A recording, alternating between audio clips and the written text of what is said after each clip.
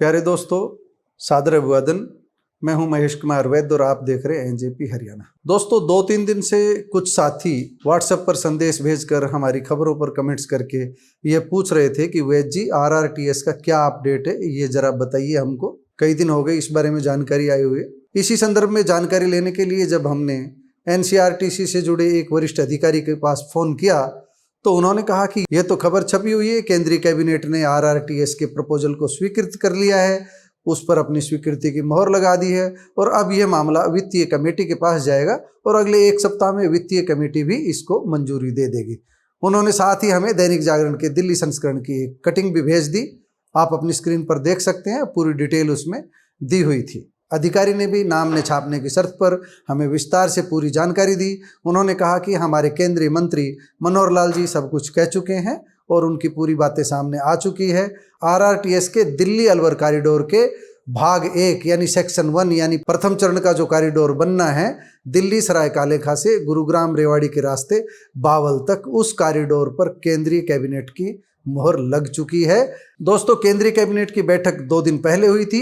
इस बैठक में 8वें वेतन आयोग की चर्चा जब हुई तो उस चर्चा के बीच यह बड़ी खबर दब गई थी, इसलिए आज इस खबर को डिटेल से हम आपको बता रहे हैं। हम आपको यह भी बता दें कि आरआरटीएस कॉरिडोर पर जो ट्रेन दौड़ेगी, जो मेट्रो दौड़ेगी, वो देश की सबसे सुपर फास्ट ट्रेन होगी। 160 किलोमीटर की गति रहेगी उसकी और एवरेज यानी ठहराव के बाद जो गंतव्य तक पहुंचने की जो गति रहेगी वो उसकी 100 किलोमीटर प्रति घंटा की रहेगी। यानी कि रेवाड़ी से दिल्ली जाना 1 घंटे से भी कम समय में संभव होगा। इसी तरह जब अलवर तक यह कॉरिडोर पूरा हो जाएगा तो अलवर तक भी 1 घंटे में जाना संभव होगा। हम आरआरटीएस के बारे में विस्तार से कई बार बता चुके हैं। यह नमो भारत ट्रेन, जो इस कॉरिडोर पर दौड़ने वाली जो नमो भारत ट्रेन रहेगी, वह अत्याधुनिक सुविधाओं से लैस रहेगी। इस ट्रेन में खास तरह के कोच होंगे। इस बारे में भी हम कई बार बता चुके हैं, लेकिन बड़ी खबर यही आई है कि केंद्रीय कैबिनेट की मंजूरी का जो इंतजार था वह इंतजार पूरा हो गया है और केंद्रीय शहरी विकास मंत्री मनोहर लाल ने कह दिया है कि 1 सप्ताह में वित्तीय कमेटी की भी मंजूरी मिल जाएगी। ऐसी मंत्री महोदय ने उम्मीद जताई है। अब मनोहर लाल जैसे ताकतवर मंत्री की उम्मीद का कुछ न कुछ आधार होगा ही। हम आपको ये बता दें कि पिछले कई महीनों से केंद्रीय मंत्री राव इंद्रजीत सिंह भी इसकी पैरवी कर रहे थे। राव इंद्रजीत सिंह ने प्रथम चरण में इसे एसएनबी तक यानी शाजापुर नीमराना बहरोड नाम से जो स्टेशन बन रहा है, एसएनबी नाम से जो स्टेशन बन रहा है, वो रेवाड़ी की सीमा से राजस्थान के औद्योगिक क्षेत्र में बनना है।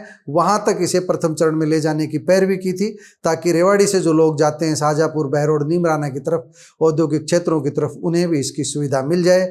लेकिन फिलहाल इसे बावल तक विस्तार दिया गया है। दोस्तों, अब हम जो अन्य प्रस्ताव केंद्रीय कैबिनेट में स्वीकृत हुए हैं उनकी भी चर्चा कर लेते हैं। हरियाणा के लिए निश्चित रूप से बड़ी खबर है। गुरुग्राम से फरीदाबाद तथा वहां से आगे उत्तर प्रदेश के जेवर एयरपोर्ट तक जोड़ने वाला जो कॉरिडोर है उसे लेकर भी केंद्रीय कैबिनेट ने अपनी मंजूरी दे दी है।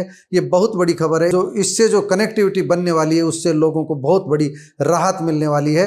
लेकिन इसमें समय कितना लगेगा ये अभी स्पष्ट नहीं है, क्योंकि 11 साल बाद केंद्रीय कैबिनेट ने दिल्ली बाउल कॉरिडोर को मंजूरी दी है। लेकिन ये जो नए कॉरिडोर जिसकी हम बात कर रहे हैं, गुरुग्राम से फरीदाबाद और वहां से उत्तर प्रदेश के जेवर में बन रहे एयरपोर्ट तक जो लाइन बिछाने की बात है, उसे लेकर हम कह सकते हैं भारतीय जनता पार्टी की सरकार में ये तैयार हुआ।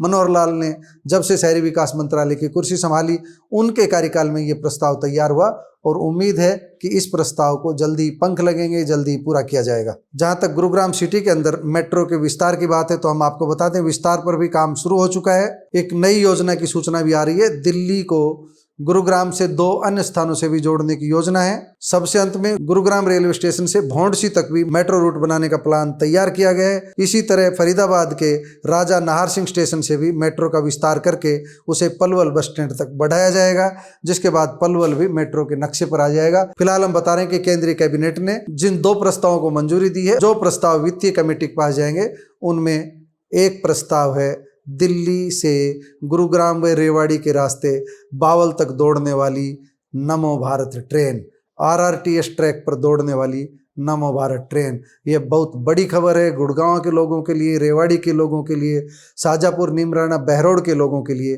क्योंकि शाजापुर नीमराना बहरोड से बावल अधिक दूर नहीं है। कम से कम उनको दिल्ली तक पहुंचने में, गुरुग्राम तक पहुंचने में, मानेसर तक पहुंचने में बड़ी राहत मिलेगी। दोस्तों, आरआरटीएस से जुड़ी हमारी ये खबर आपको कैसी लगी कमेंट बॉक्स में जाकर बताइएगा जरूर। नमस्कार, धन्यवाद।